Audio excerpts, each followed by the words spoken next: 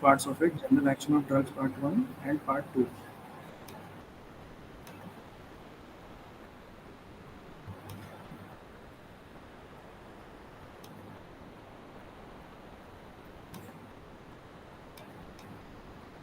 So there will be introduction, the objectives, and the introduction to pharmacology, the sources of drugs, plant origin, animal origin, from human being and from microorganisms. Then the routes of administration, that can be local routes, systemic routes, parenteral routes, inhalational routes.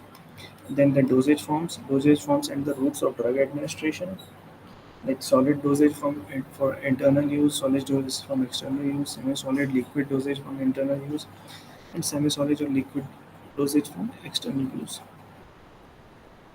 or inhalation form.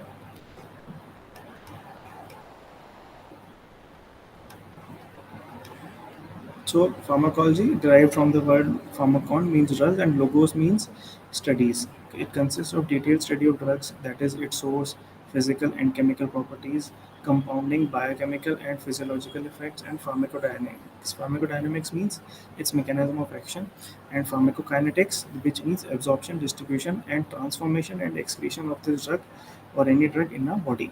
The therapeutic and other uses of drugs. The objectives of this study is that we can enumerate the sources of drugs, we can discuss the advantages and disadvantages of different routes of drugs, administration, and to know the difference between different doses, forms, and the specific uses. So, general pharmacology, according to WHO definition, drug is any substance or product that is used or intended to be used to modify or explore physiological system or pathological states for the benefit of the recipients. Now, the pharmacology has got some major subdivisions, like we talked earlier. Pharmacodynamics, which is the study of biochemical and physiological effects of the drugs and the mechanism of action. Then there is pharmacotherapeutics, which deals with the use of drugs in the prevention and treatment of diseases, and it utilizes or depends upon the information of drugs obtained by pharmacodynamic studies. Then there is pharmacokinetics, which deals with the alterations of the drug by the body, which include the absorption of the drug, the distribution of drug in various parts of a body, the binding or storage of the drug in the body, or its biotransformation, and the excretion of the drug from a body. For toxicology, this deals with the side effects or the adverse effects of any other poisonous effects of drugs. Chemotherapy, this deals with the effects of drugs upon microorganisms and parasites without destroying the host cells. Now, there are certain allied fields of pharmacology, that is pharmacy. First is pharmacy, it is the science of preparation, compounding, and dispensing of drugs. It is concerned with the collection, identification, purification, isolation, synthesis, and standardization of medicinal or pharmaceutical drugs. Pharmaceutics, this deals with the manufacture of drugs and the pharmaceuticals. Then there is a term known as pharmacognosy. Pharmacognosy deals with the study of source of drugs, that is from where these drugs are derived, that is the plant origin or the animal origin. Then there is pharmacopoeia. It is an official reference containing a selected drugs, medicinal preparations with their description, tests for their identity, purity, and potency, and with their average doses. So, what could be the sources of drugs? Drug is derived from French word drug that we have studied earlier, means a dry herb. So, there can be plant origin or animal origin. Now, plant origin, the pharmacologically active component in plant origin drugs are, it may be alkaloids, that are basic substances containing cyclic nitrogen. The important alkaloids are obtained from opium, cinchona, belladonna, vinca, coca, etc. Then are glycosides. Glycosides are ether-like organic structures which are combined with sugars. The non-sugar component called the aglycone or genin. Then there can be oils, that is fixed oils are like glyceride of oleic, palmitic, and stearic acid, or volatile oil or essential oil containing hydrocarbon like turpentine.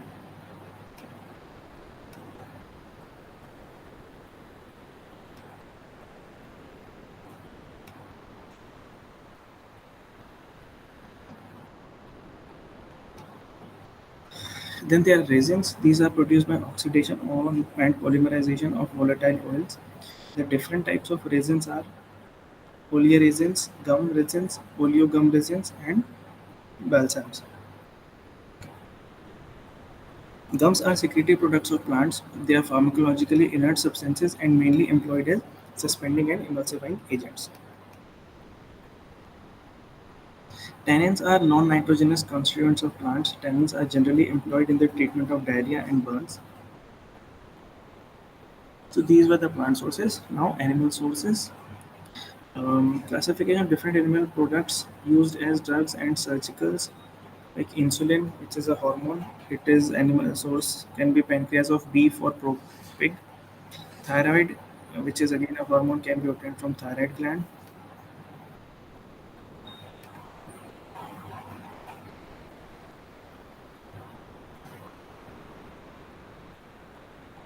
Good morning, Disha Prajapati. Am I audible? Good morning, sir. Good morning.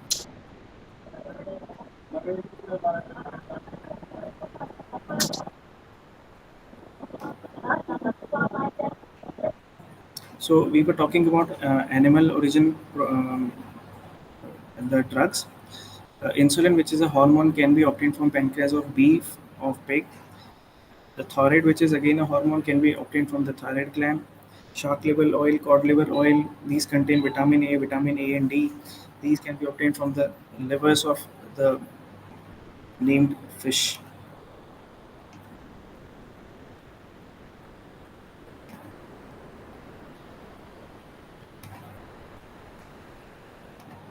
Then there can be hyaluronidase, pepsin, or surgical ligature sutures, which can be obtained from various animals. Like surgical sutures, if we talk about, these are if they are obtained from animals, they are self-dissolvable and mainly obtained from cat, the intestine of the cat, and are known as catgut sutures.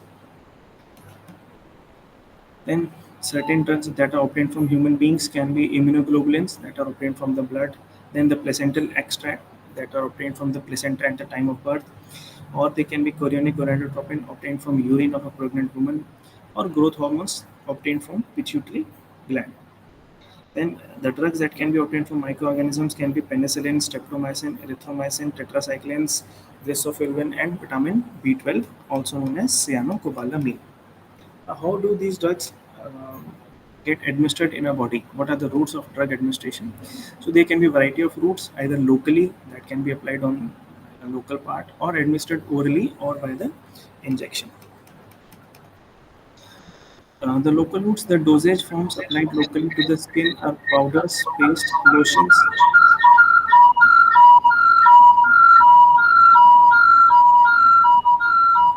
Priya, please mute. Priya, please put your system on mute. Thank you.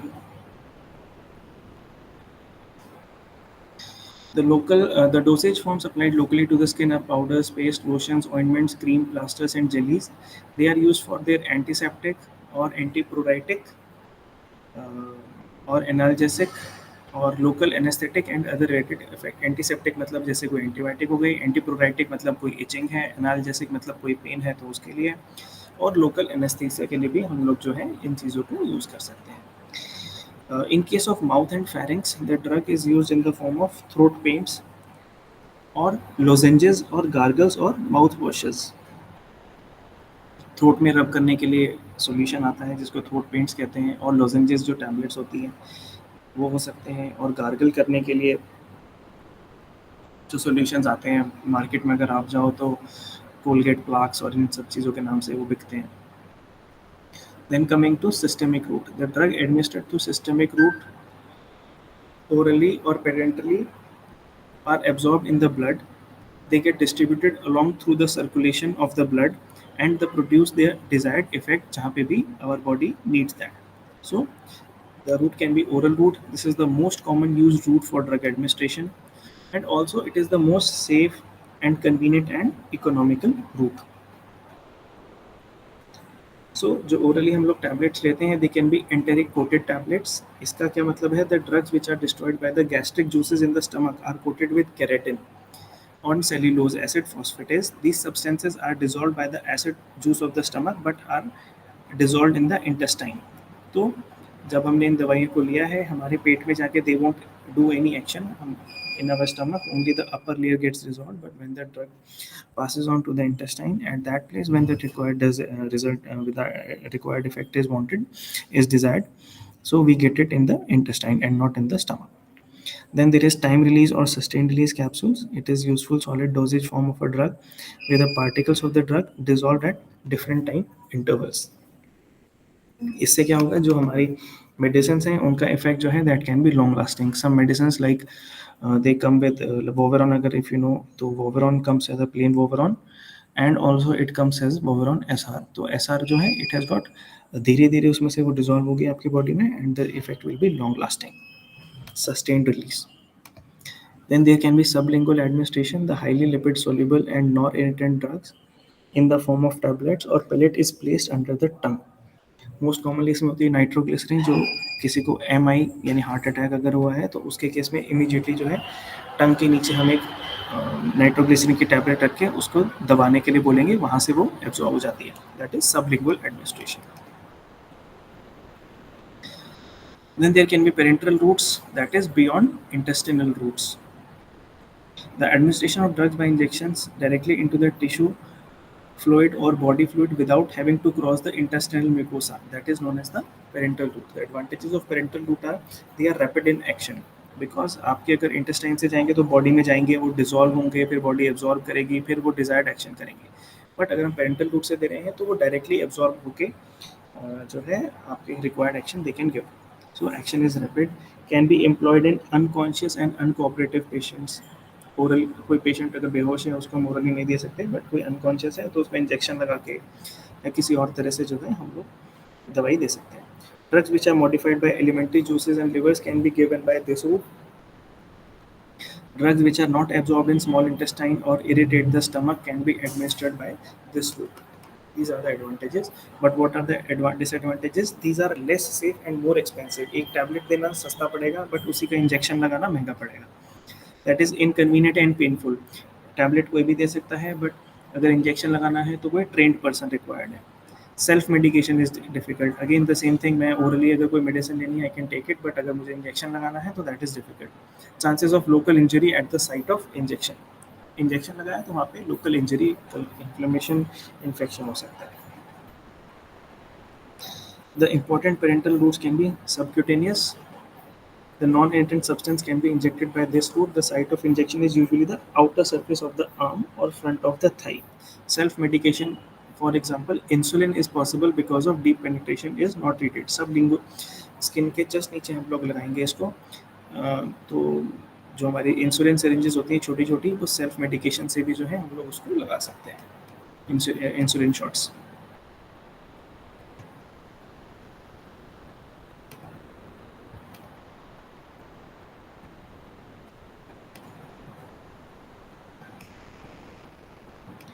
Then there can be intramuscular. The soluble substances which can be mild irritants and suspensions can be injected by this route in the large skeletal muscles. Usually हम लोग deltoid यानी अपने upper arm में लगाते हैं, या triceps में लगाते हैं, या ग्लूटियल रीजन में लगाते हैं. These are the common sites of intramuscular injections. The rate of absorption is relatively uniform and the onset of action is rapid. Then is the intravenous. इसमें क्या होगा, हम लोग डायरेक्टली वेन के अंदर जो है ड्रग को इन्फ्यूज करेंगे. The drug is injected as a bolus, infuse slowly directly into a vein to produce the rapid action. It is also useful for certain irritant and hypertonic solution as they are rapidly diluted by the fluid. कोई अगर irritant है एक तरह का, तो उसको हम लोग ब्लड में अगर इंजेक्ट कर देंगे तो ब्लड की क्वांटिटी हमारी बॉडी में बहुत ज़्यादा है, तो एकदम से वो डाइल्यूट हो जाएगा और इरिटेंट इफेक्ट उसका खत्म हो जाएगा. IV route is the most rapidly effective as the desired blood concentration can be obtained with a definite dose, but at the same time it is most dangerous route of administration. Rapid effective क्यों है, क्योंकि जो drug हम orally लेंगे या किसी और method के थ्रू लेंगे वो ब्लड में एब्जॉर्ब होगी, बट यहाँ पे हम डायरेक्टली ब्लड में डाल रहे हैं तो बहुत जल्दी अपना इफेक्ट दिखाने लगेगा. That is an advantage. Also the disadvantage, because अगर उसका कोई हार्मफुल इफेक्ट है तो वो भी एकदम से आने लगेगा. Next is intradermal. जैसे कि वैक्सीन, BCG वैक्सीन जो है या किसी एंटीबायोटिक स्पेशली पेनिसिलिन की अगर हम सेंसिटिविटी चेक करना चाह रहे हैं तो वो जो है हम इंट्राडर्मली देंगे. Then there is intra arterial. This route is useful for mainly diagnostic purposes, जिसमें हम आर्टीरियल ब्लड सैंपल्स को हम लोग लेंगे to check for ABG, arterial blood gas. Then there can be intrathecal और इंट्रास्पाइनल.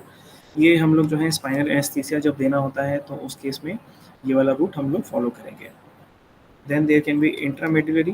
By this method, the drug is introduced in the bone marrow or the sternum of the tibia. Blood is occasionally given by this route. Medulla मतलब medulla of the bone.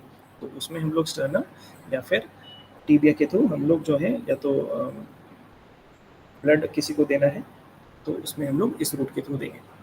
Then there can be intracardiac. In sudden cardiac arrest, other cardiac emergencies, the adrenaline is directly injected into heart by a long needle. आपने देखा होगा कभी किसी doctor के किसी TV show वगैरह में कि एकदम से छाती में जो है एक नीडल घुसा के जो है ड्रग एडमिनिस्टर कर देते हैं ताकि हार्ट में एकदम से पहुंचे. That is intracardiac root.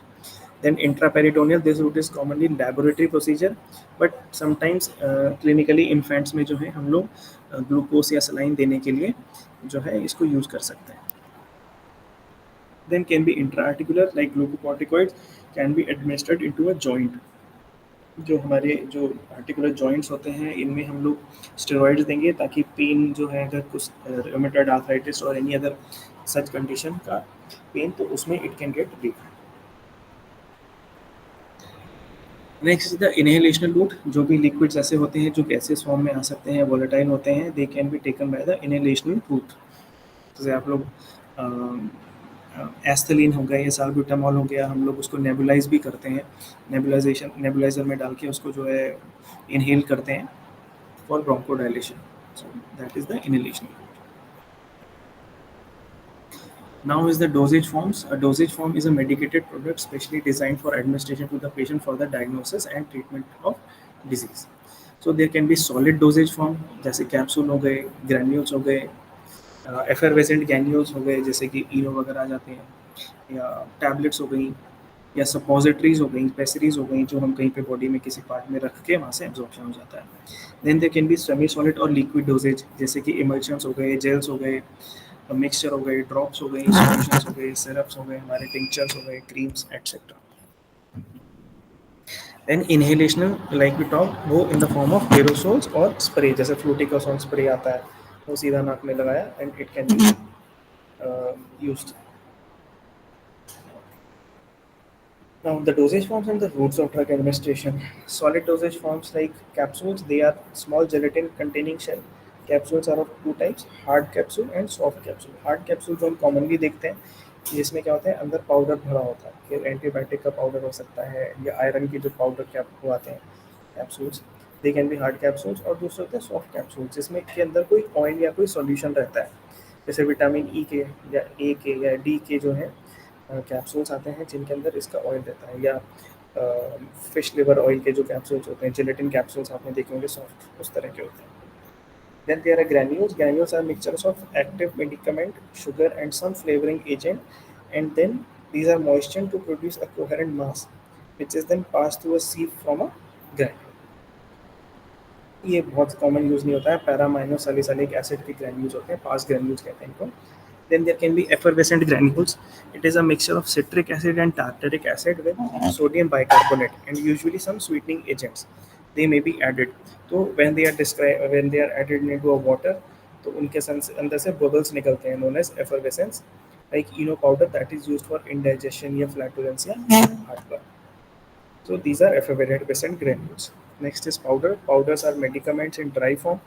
The powders are of different types. Powders that come in sachets or the powders that can come in the effervescent powder form. Powder that can be used for external use like boric acid, zinc oxide, talc, even tooth powder जो है that is also powder used for external use. Then powders with metal like mercury and chalk which can be used as a purgative, मतलब किसी को उल्टी कराने के लिए इसको यूज कर सकते हैं. Powders after reconstitution, example ampicillin can be used for the pediatric dose. ये जो एंटीबायोटिक्स होती हैं पाउडर फॉर्म में आएगी, बॉटल के अंदर एक मार्क होगा, पानी को उस मार्क तक भरना है, देन उसको जो है हमें रिकॉन्स्टिट्यूशन फॉर्म में बना के देन वो जो है एमोक्सिसिलिन की हम वो डोज दे सकते हैं।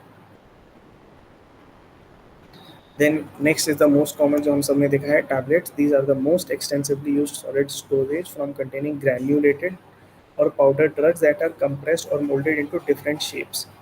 ठीक है, पाउडर होता है, पाउडर को कंप्रेस करके उसकी टैबलेट बना दी जाती है, लंबी सी, गोल सी, छोटी मोटी सब तरह की आती हैं।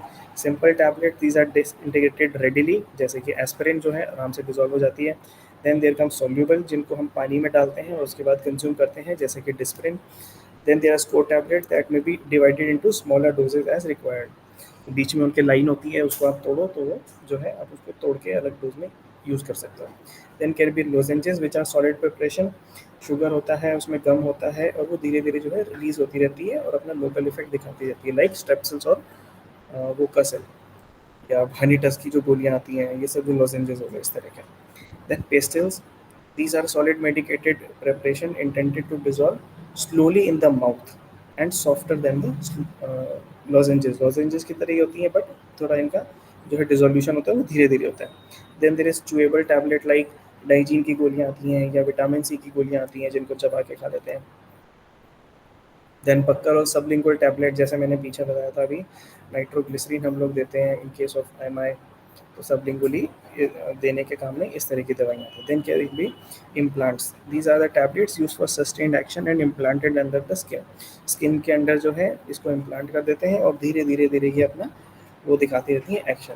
एग्जाम्पल डी ऑक्सीकोटोन एसीटोन, जो कि जो है कॉन्ट्रासेप्शन रोकने के लिए यूज होती है।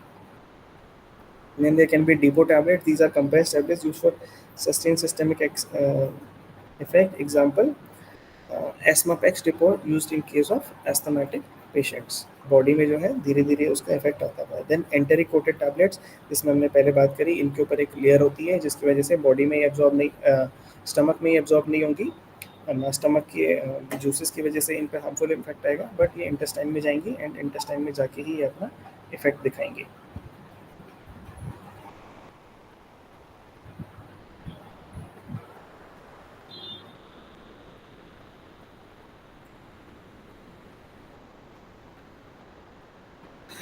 Next is solid dosage form that is used externally. These can be collodions. These are the fluid preparations intended for external use. It is generally used for small cuts and abrasions. और there can be dusting powder which are free flowing, जैसे कि हमारा क्लोट्रेमाजोल का powder आता है। Then there can be suppositories that are conical or ovoid shaped solid preparation, जो कि fat से बनाते हैं, और वैक्स और ग्लिसरीन जेली लाइक सब्सटेंस होता है जिसको हम लोग यूजुअली रेक्टम में रख देते हैं और वहाँ पे वो मेल्ट होती है, डिसॉल्व होती है और वहीं से जो है अपना इफेक्ट दे सकती है। Then there can be pessaries. Pessaries भी जो है सपोजिटरीज की तरह होती है but these are usually vaginal pessaries in case of pelvic inflammatory disease, इनमें हम लोग यूज़ करते हैं। Then there can be bogies. These are used for nasal and urethral administration of drugs. Then ear cones होते हैं कान में दवाई डालने के लिए। Then there are plasters and solid adhesives, जो कि जो है in case of any bone fracture हम लोग इनको यूज़ कर सकते हैं। Then there is semi-solid or liquid dosage form that is used for internal use, that is elixir or oral preparation or potent or nauseous medicament, pleasantly flavored होती है। And then there can be emulsions which are suspension of fats or oils in water. Emulsion is what? Oil or fats in water uh, to show the emulsifying, they are mixed with the suitable emulsifying agents. Example, castor oil or cod liver oil, these can be used. Then there are gels like aqueous colloidal suspension gels, जैसे कि हम लोग देखते हैं Digene gel which is most common. ठीक है, colloid form में होता है, उसके छोटे छोटे पार्टिकल्स रहते हैं। Then there can be linctus. Linctus क्या होते हैं? They are viscous liquid oral preparation containing high proportion of syrup, इसमें शुगर काफ़ी होती है, and glycerine which produces demulcent effect of mucus membrane of the throat. Grilinctus जैसे अगर आपने नाम सुना हो तो वो इसी नेचर का होता है। Then there is mixture which are liquid oral preparation where the medicament are in solution or suspension form. Then there can be pediatric drops, a liquid oral preparation of small dose given by a calibrated dropper intended for pediatric use. हम लोग बच्चों में जैसे 1 ml 2 ml की dose देनी है तो उसके लिए ड्रॉपर होता है, वो ड्रॉपर से हम लोग वो लिक्विड जो ड्रॉप से हम लोग एडमिनिस्टर कर सकते हैं। Then there are solutions which are aqueous solutions containing more than one drugs, like iodine हो जाएगा, हाइड्रोजन पेरोक्साइड, ये काफ़ी सारी चीज़ें हमारे पास सॉल्यूशन फॉर्म में होती हैं. Parenteral solution can be sterile liquid और suspensions packaged in sterile containers, जैसे normal saline, dextrose normal saline, Ringer lactate, ये सारा आ जाएगा. Then there can be syrups that are liquid oral preparation made in concentrated sugar solution, mainly for the pediatric use. Same चीज़ें, ये जो liquid वाली चीज़ें हैं ऑलमोस्ट सेम है. सिरप, सॉल्यूशन, सस्पेंशन, एमल्सिफिकेशन, मोर और लेस ये सारी चीज़ें जो हैं ओरली कंज्यूम करने वाली लिक्विड प्रिपरेशंस हैं और semi solid form. Then semi-solid or liquid dosage for the external use. There can be applicants and liquids like semi-liquid preparation applied to the skin. Then there can be creams which are semi-solid preparation for external use. Most commonly आप सब जानते हो, कोई भी cream ले लो, antibiotic cream लगा लो, pain killer cream लगा लो, ये सारी चीज़ें सेमी सॉलिड फॉर्म में आती हैं. Then there can be eye, ear और नेजल ड्रॉप्स, ठीक है, जो हम लोग आँखों में या कानों में डालने के यूज़ में लाते हैं. देन देखिए एनिमाज, ये क्या होता है, ये एक सॉल्यूशन होता है और it can in the form of suspension और इमल्शन, ठीक है, जिसको हम लोग रेक्टल रूट के थ्रू देते हैं ताकि उसको वहाँ से जो है, अगर किसी को कॉन्स्टिपेशन है या हमें अगर रेक्टम खाली करना है फॉर एनी प्रोसीजर, तो उसके लिए हम लोग एनिमा दे के खाली कर सकते हैं, स्टूज पास करा के. देन गार्गल्स क्या होते हैं, aqua solution use to prevent for treatment of throat infection.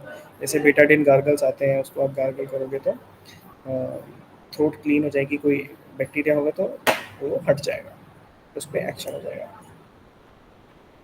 Then there are irrigators that are medicated solution used to treat urinary bladder, vagina and less often the nose infections. Then there are jellies which are transparent or translucent, non-greasy medicated semi-solid preparation used for external use. जैसे lignocaine jelly किसी चीज़ को वो करने, सुन करने के लिए, या जब हम कैथेटर लगाते हैं किसी के यूरिन पास कराने के लिए, तो उस केस में भी आगे हम लोग जो है लिग्नोकेन जेली लगाते हैं. Then there can be liniments which are liquid or semi-liquid and sometimes semi-solid preparation used for external on the skin. Then lotions which are again liquid preparation applied on skin.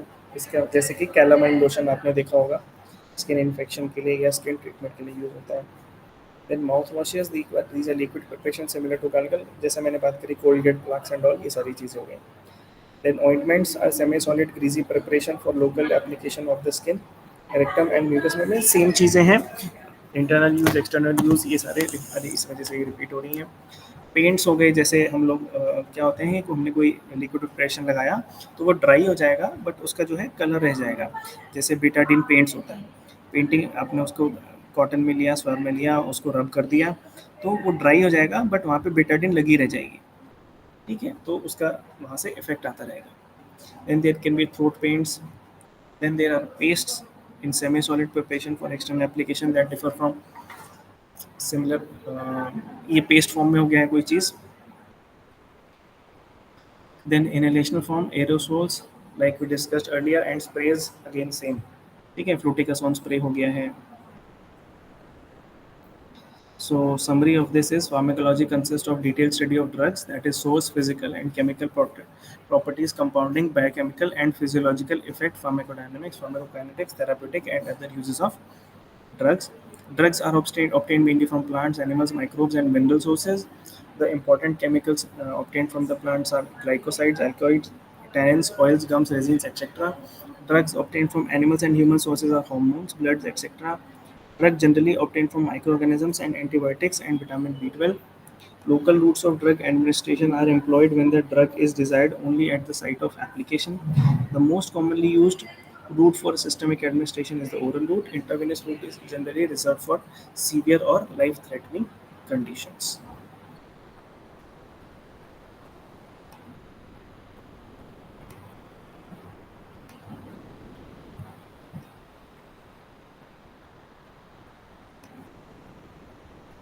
Now coming to the second unit of today, that is same general action of drugs part 2.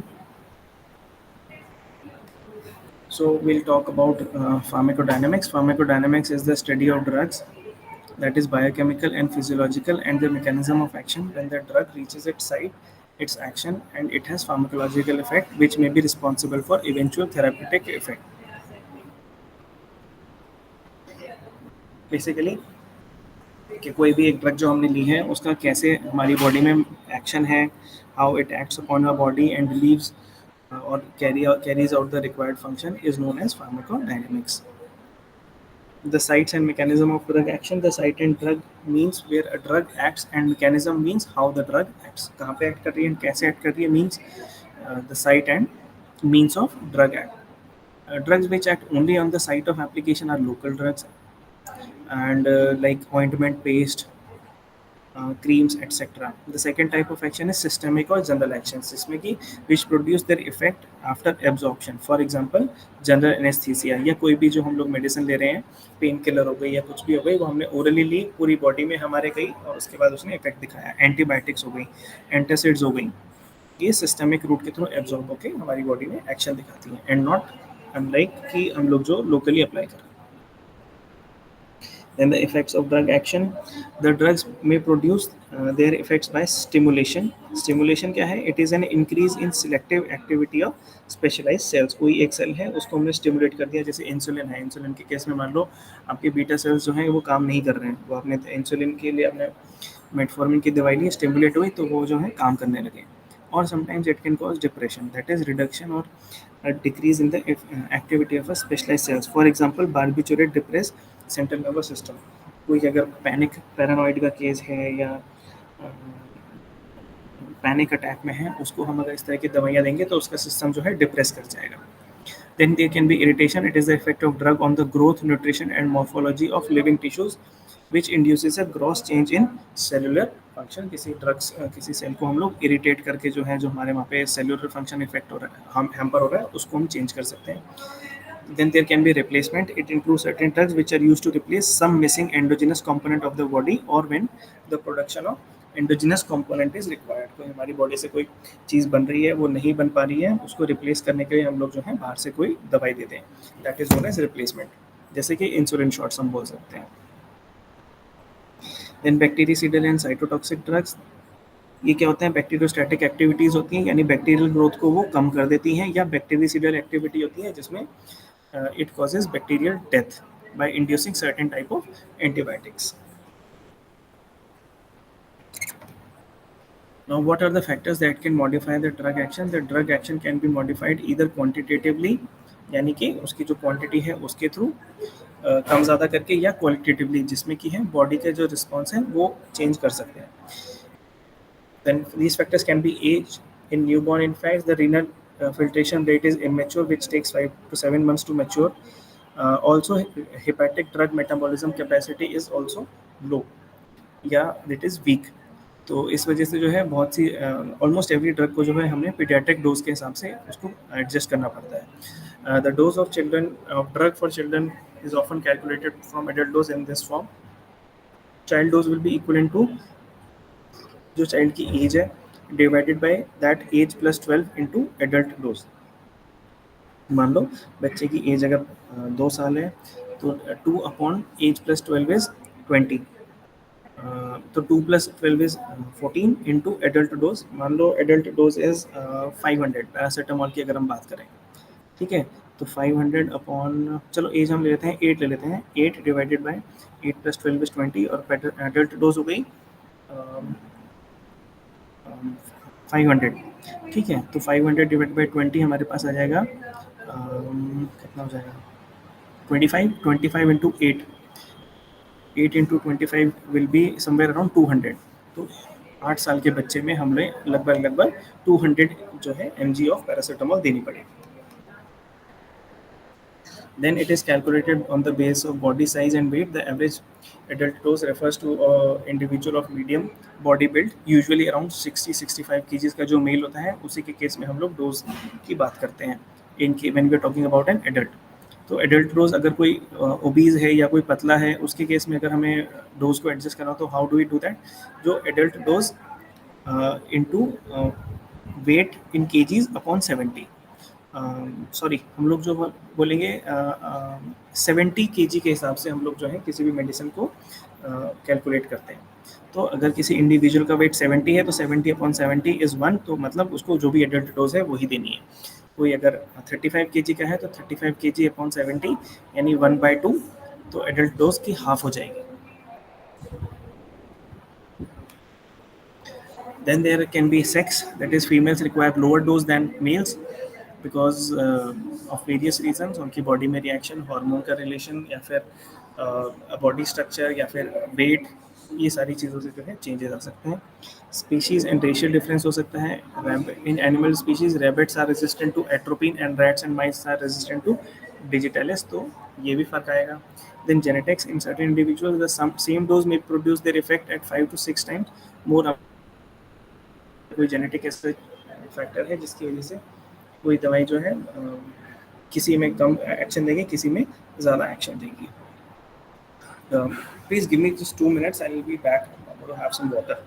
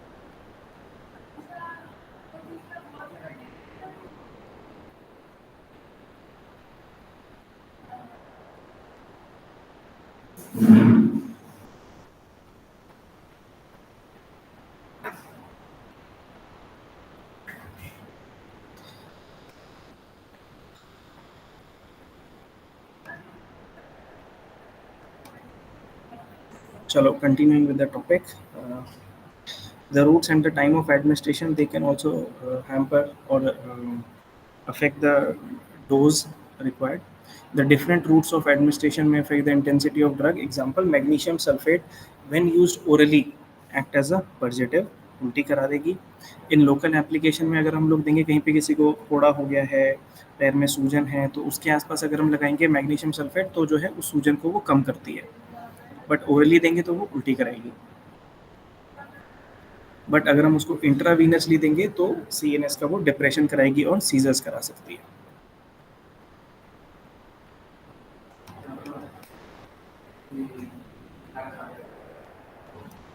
Then pathological conditions, there can be several diseases. Conditions also influence the drug disposal and actions.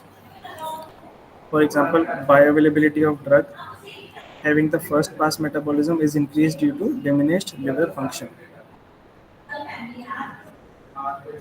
अगर हमारा liver ठीक से काम नहीं कर रहा है, कोई भी लिवर की बीमारी है, तो किसी मेडिसिन का जो है ड्रग एब्जॉर्प्शन या उसका जो है pharmacodynamics, that can get hampered. Then comes tolerance. It is the condition when there is requirement of higher dose of a drug to produce a given response. पहले मान लो बॉडी में किसी वजह से जो है बॉडी में टॉलरेंस उसकी बढ़ गई है, तो अगर कोई भी मेडिसिन XYZ मेडिसिन हमें लेनी है, नॉर्मली अगर उसकी डोज मान लो उसकी डोज है 10 एंड बट उसमें 10 में इफेक्ट नहीं आएगा, पेशेंट में require 15, 18, 20 because of tolerance. Then there is resistance in, जैसे कि टॉलरेंस में क्या हो गया है, वो उसकी क्वांटिटी बढ़ानी पड़ेगी। रेजिस्टेंस मतलब उसमें उसका कोई इफेक्ट नहीं आएगा। जैसे कि हम लोग बात करते हैं एंटीबायोटिक्स की, एंटीबायोटिक रेजिस्टेंस डेवलप हो जाती है, तो रेजिस्टेंस डेवलप होगी तो उस केस में वो मेडिसिन काम ही नहीं करेगी, कोई और मेडिसिन हमें देनी पड़ेगी।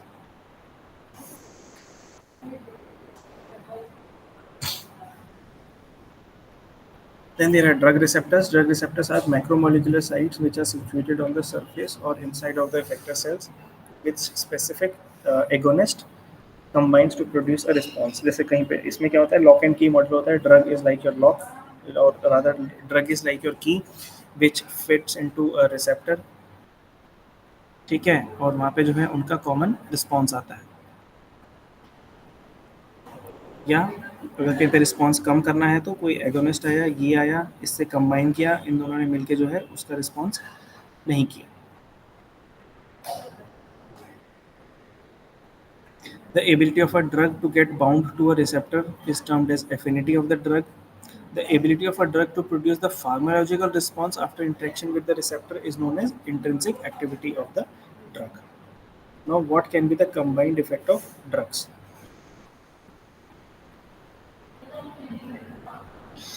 First is synergism. When two drugs are given simultaneously and the action of one drug is increased by the other, they are treated as synergistic. अगर एक मेडिसिन का इफेक्ट आना था मान लो 5, हमने उसके साथ में दूसरी मेडिसिन दी, उससे उसका इफेक्ट आ गया 7, that is known as synergism. Then is additive. When the effect of two drugs are in the same direction, for example एक एस्पिरिन दी जिसको पैरासीटामोल के साथ कंबाइन किया, the combined effect is analgesic या फिर एंटीप्लूराइटिक, ये दोनों इफेक्ट हमें मिल जाएंगे, दोनों के effects. Then is superadditive. It is the effect of combined therapy in greater than individual effect of one drug. For example, when sulfonamide and trimethoprim are combined for antibacterial infection. ये अगर infection strong है, दोनों मिलके जो है अपने अपने तरीके से काफ़ी ज़्यादा स्ट्रॉन्ग एक्शन देके एंटीबैक्टीरियल.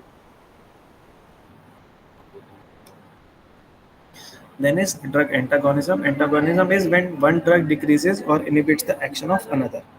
एंटागोनिज्म मतलब एंटी, एक दूसरे के एंटी हो जाएंगे, तो एक की वजह से दूसरे का इफेक्ट कम हो जाएगा. May be physical, in which the physical property of the drug can affect the absorption of other drug, or chemical, in which two drugs react chemically and form a biologically inactive compound, or receptor antagonism.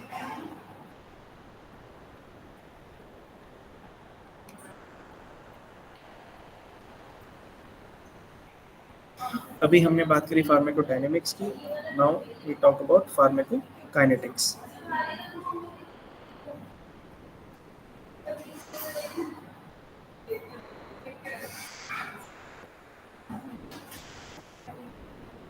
So what is pharmacokinetics? Pharmacokinetics is the studies which determines the rapidity and penetration and concentration of drug in the body and its duration of appearance at the time. Kinetics की अगर हम बात करें, kinetics मतलब उसका movement, kinetic energy मतलब energy of movement.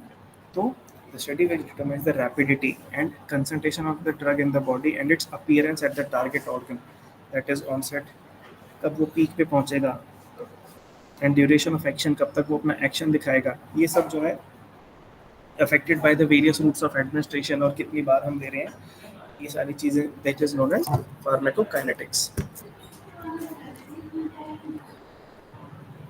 The bioavailability of any drug is defined as its rate and extent of absorption. किस rate से वो एब्जॉर्ब हो रही है एंड कितनी ज़्यादा वो एब्जॉर्ब हो रही है, कितनी जल्दी और कितनी ज़्यादा, that is known as the bioavailability of a drug. This is mainly used to describe the biological availability of a drug from a preparation that is calculated in terms amount of rate of presence of drug in various body fluids like blood and urine. तो various process in pharmacokinetics क्या हो गए, हमने कोई drug ली, drug ने की body में blood में कंसंट्रेशन बढ़ी, वो टारगेट ऑर्गन पे गई और वहाँ पे उसने अपने जाके फार्माकोडायनेमिक इफेक्ट दिखाया, यानी क्या ट्रीटमेंट करना है एंड वो सारा जो है उसका वो आ जाएगा. काइनेटिक की अगर हम बात करें तो कैसे मोबिलाइज हो रही है, कैसे मूव कर रही है, वो सारी चीज़ होगी. हमने बॉडी में ड्रग दिया, कैसे वो एब्जॉर्ब हो रही है, कैसे वो डिस्ट्रीब्यूट हो रही है, कैसे वो मेटाबोलाइज हो रही है, एंड कोई चीज़ अगर बॉडी में आई है तो वो एक्सक्रीट होगी, that is how it is getting excreted. ये सारा हो गया pharmacokinetic part.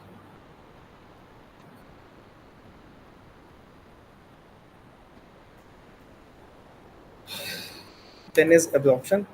Absorption is the entry of drug into blood via biological membrane from the site or route of administration. Factors that can affect the drug absorption. These can be biological factors which affect the drug absorption, like passage of drug through body membranes. After a drug is administered in any form or route, it may reach the site of action and remain there for a particular period so as to yield the desired effect. During their way to the site of action, drug molecules have to cross one or more membranous barrier, which can be lipolytic or having different sizes and pores. तो इसकी वजह से जो है उनका absorption जो है it में change based on the nature of membrane. Then there can be site of absorption. The site of absorption is mainly localized in mouth, that is buccal administration, or stomach, or intestinal, or colon. ये सारी जो है हमारी various site of absorption होगी.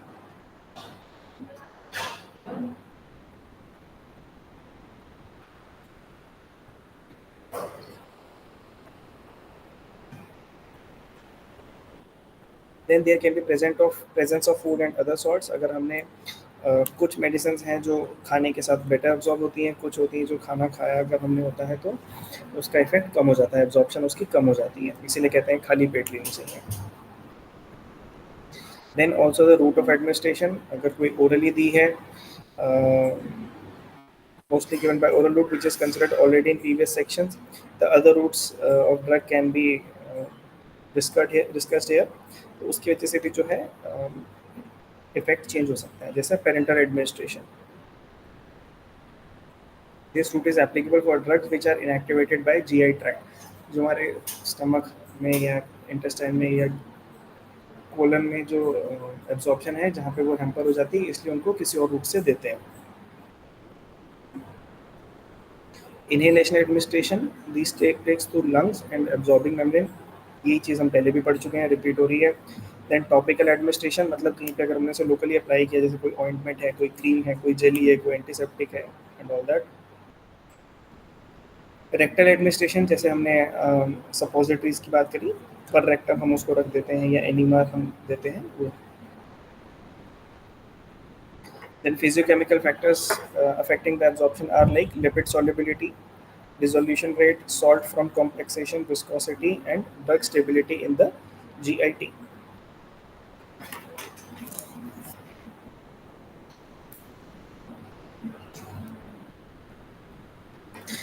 There is lipid solubility, dissociation constant, and pH. The drug solution of a weak acid in the stomach will be more unionized form, which is more lipid soluble and gets more easily absorbed in the stomach. अगर lipid form में है तो ज़्यादा अच्छे से वो absorption होगा. Then there is dissolution rate. All the drugs in any solid dosage form or suspension when administered will first change into drug solution in the body. So dissolution rate is important factor affecting the rate of absorption. Viscosity limits the dissolution rate and hereby affect the rapid absorption. Example, aqueous solution of sodium salicylate is absorbed faster than its suspension form.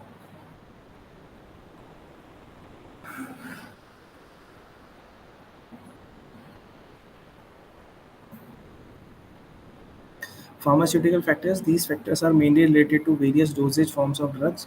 Their absorption depends upon their physical nature, like aqueous solution, suspension, powder, tablets, capsules, etc. Aqueous solution. The aqueous solutions are most quickly absorbed, but due to their poor stability and solubility limitation problems, most of the drugs are not designed in aqueous solution.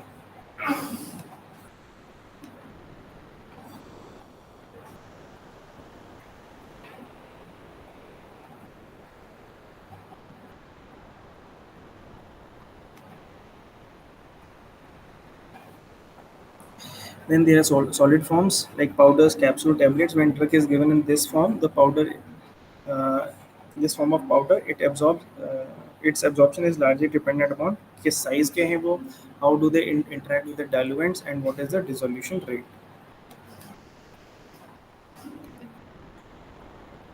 Then is bioavailability. Bioavailability of any drug is defined as the rate and the extent of absorption. जैसे हमने पहले बताया कितनी जल्दी वो absorb हो रही है और कितनी ज़्यादा वो एब्जॉर्ब हो रही है. That is bioavailability of a drug.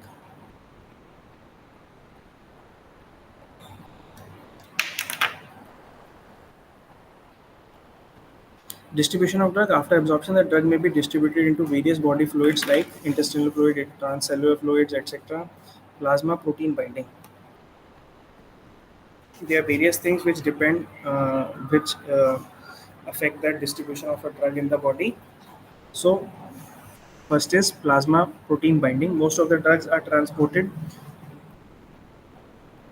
bound to a kind of plasma protein. The protein is mainly albumin.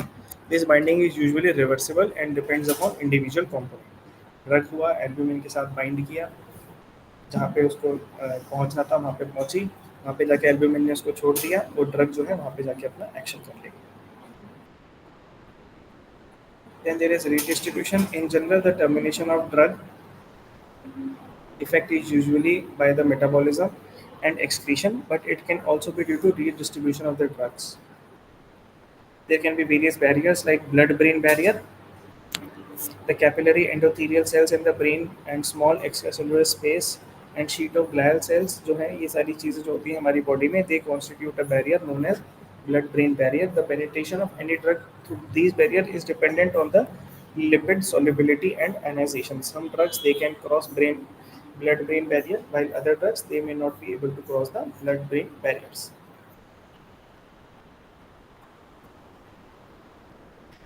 Then other barrier that can be there is placental barrier, जो कि इसीलिए काफ़ी चीज़ें ऐसी होती हैं many drugs which are not given to a pregnant woman. क्यों? क्योंकि that can cross the blood-brain the placental barrier and can reach the baby and can be harmful for the baby. Next is after absorption distribution, now is the metabolism of the drug. So metabolism of the drug means the altercation of the drug in the body, that is how the drugs are converted into metabolized that are more polar than potent parent compound. ठीक है, जो initially जो दवाई थी वो parent form में हो गई, उसके बाद जो उसकी बेटर एक्टिव फॉर्म जो हो गई that is derived through metabolism. Various factors that can affect metabolism are age. In general, infants and older humans or animals they tend to be more sensitive to action of drugs. बच्चे हो गए या बूढ़े हो गए, इनमें जो है मेडिसिन के लेके जो है सेंसिटिविटी काफ़ी ज़्यादा हो जाती है. एडल्ट्स जो हैं दे कैन झेलोफाई the effect of a medicine, या उनमें जो है उनका सिस्टम क्योंकि बेटर होता है तो उस केस में जो है मेटाबॉलिज्म इज बेटर.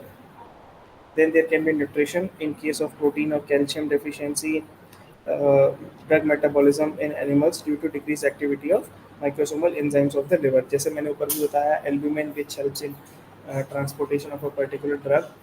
तो अगर हमारी बॉडी में प्रोटीन की डिफिशियंसी है तो जो है मेटाबॉलिज्म का इफेक्ट जो है कम हो सकता है of any drug. Then there can be various disease conditions like patients with liver disease, जिनकी वजह से जो है प्रोटीन मेटाबॉलिज्म इफेक्ट हो जाएगा. ठीक है, या किसी को जॉन्डिस है या हेपेटाइटिस है या सिरोसिस है, इसमें जो है मेटाबॉलिज्म इफेक्ट आ सकता है. Then there can be hormonal effect. The drugs of adrenal gland, thyroid and pancreas exert various effect on metabolism of drugs and alterate the metabolism. Then there can be genetic factors. किसी species में effect कैसा आएगा metabolism का, किसी में कैसा आएगा, ये वेरी कर सकता है. जैसे हमने पीछे देखा कि बार्बिचुरेट्स जो है वो रैबिट में काम नहीं करते हैं. ठीक है, एंड डोपामीन जो है वो रैट्स के केस में काम नहीं करेगी. देन आफ्टर मेटाबॉलिज्म जो है अब वो हमारी बॉडी में दवाई ने सारा काम कर दिया है, अब जो उसका बचा कुछ पार्ट है that needs to be excreted from our body. So comes the excretion of drugs. Excretion जो है वेरियस रूट्स के थ्रू होता है. रीनल एक्सक्रीशन द किड, जैसे हम कुछ भी खाते हैं, पानी पिया हमने, कैसे एक्स्ट्रा पानी कैसे निकलता है हमारी बॉडी से in the form of urine through renal route. So renal excretion, the kidneys serve as the primary and major organ of removal of most of the drugs which constitute by microunits called nephron. Glomerular filtration, tubular secretion and passive diffusion के through हमारी kidneys जो हैं drugs को filter कर देती है.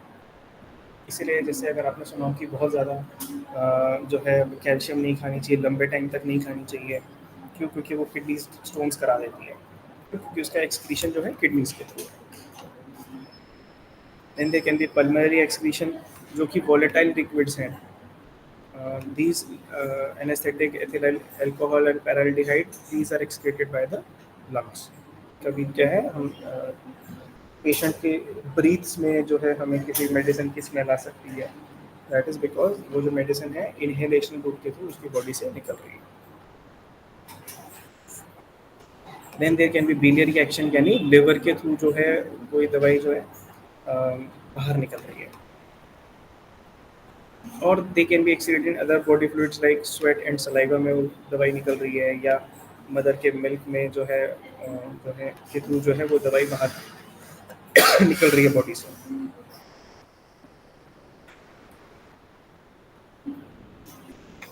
Then there is adverse drug reaction and drug toxicities. कोई भी मेडिसिन जो हम लेते हैं उसका बॉडी में कुछ हार्मफुल इफेक्ट होता है, ठीक है, या उस ओवरडोज की वजह से जो है टॉक्सिसिटी हो सकती है. So adverse effects can be based on pharmacodynamics of the drug, that is side effects. Toxic effect occur at as the overdose और poisoning, and drug withdrawal symptoms, अगर हमने कोई दवाई छोड़ दी है तो उसकी वजह से जो इफेक्ट आ रहा है that is known as drug withdrawal. Other types can be teratogenicity, जैसे drugs causing fetal abnormality, और carcinogenicity, that is drugs causing cancer, and heterogenicity, that is कोई भी ड्रग की वजह से कोई डिजीज हो जाए.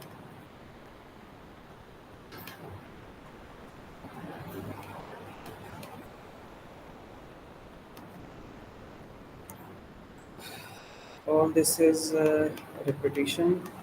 Then what do we do in case of poisoning? अगर किसी की पॉइजनिंग हो जाए तो these guidelines are aimed to maintain a clear airway, adequate ventilation.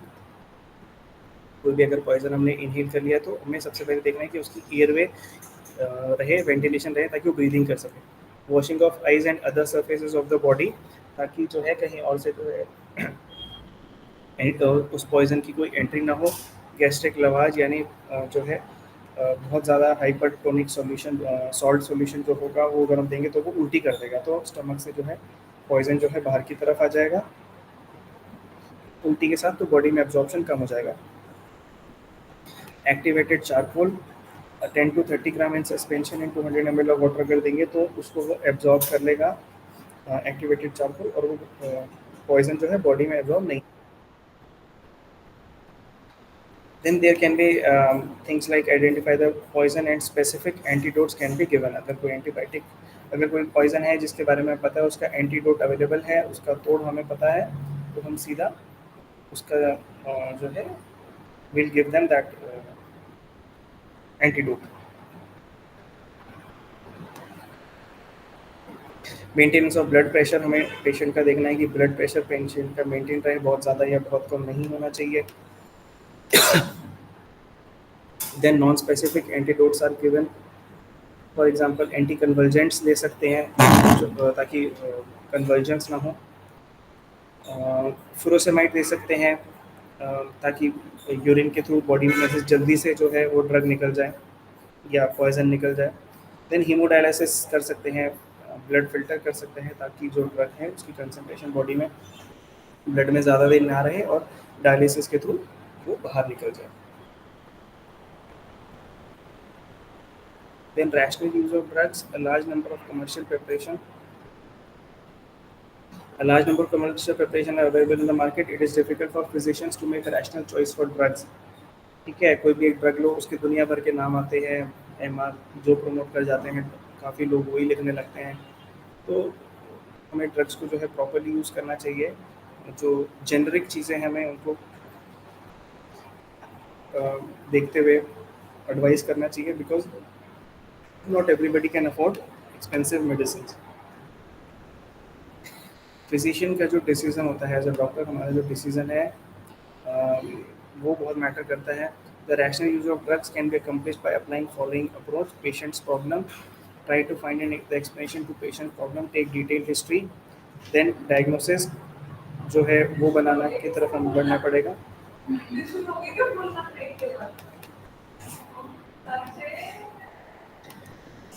Then diagnosis हमने बना लिया तो हमें क्या थेराप्यूटिक ऑब्जेक्टिव है वो उस पर हमें आना है कि हमें पेशेंट को क्या सिम्टोमेटिक रिलीफ देना है. इन्फेक्शन है तो उसको रिलीव करना है, वो चीज़ें we have to think. Then selection of drug treatment, based on that हमें जो है हमारा ड्रग सिलेक्ट करना पड़ेगा. determine the options available to treat the health problem, and evaluate the drug on the basis of following criteria. किसकी efficacy है, कौन safe है, कौन better suitable है, किसकी cost कैसी है, कैसे easily administer कर सकते हैं patient की condition देखते हुए. ये सारी चीज़ें जो हैं हमें help करेंगी in deciding the drug that is to be used. Then we'll start the treatment, and then we'll look for the result of our treatment. In case result is not effective, then we might have to change the uh, line of treatment.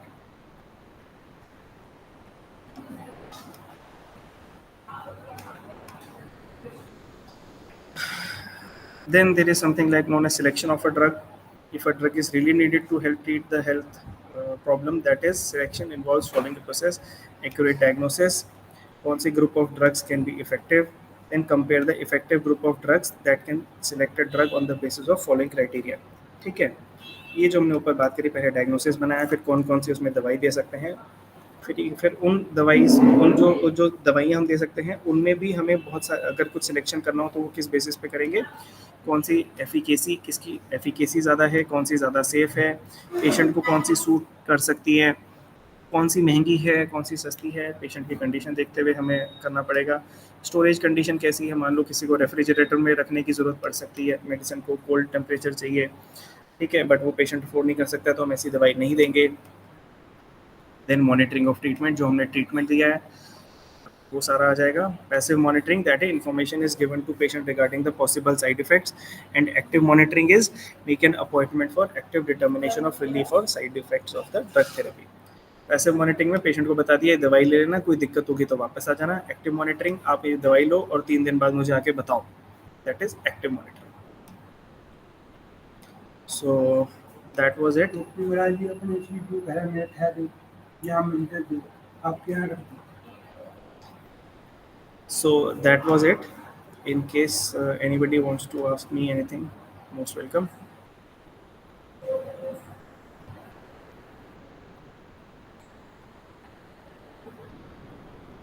So that was all from my side. Thank you so much.